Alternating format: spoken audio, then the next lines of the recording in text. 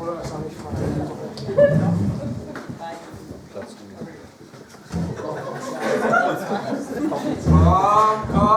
Komm. Gott doch dahin! Na, Gott doch dahin!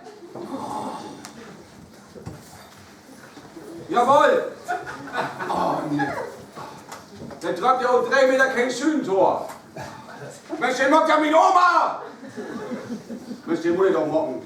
Den muss ich mal. Wer? Oh, da geht noch was. Der Ball ist noch heiß. Nee, das kann ich werden. Die Quarkballen sind einfach gut 3 Stunden aus dem Ofen gut. Du hörst ja, wo wird denn nicht mit Talentsichtung, du mit FC Holteböhl? Von Joelka. Verkehr doch erst. Ach, wenn ich nicht. Das ist Süd. Also ich wäre nicht böse, wenn es nicht klappt. Stell dir das mal vor. Meine Tochter wie FC Holtebüttel. Da wäre sie der einzige Diamant zwischen den Hupen voll blauen Klosteine. Aber nee, Holtebüttel muss das ja werden. Also von mir hätte sie das nicht. Von mir nicht. Shit. Was ist los, Tillmann?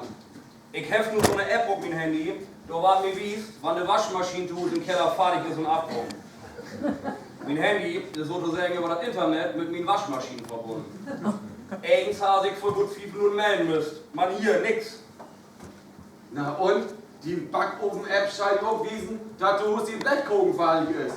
Und als du nach Hause gekommen bist, war der Ofen kalt und das Garagentor ging er durch und durch. Ich muss los. So ein Stein der helle Keller und aber das ist gut. Probe worden, Sicherheit und Streuen, Tillmann. Das war das.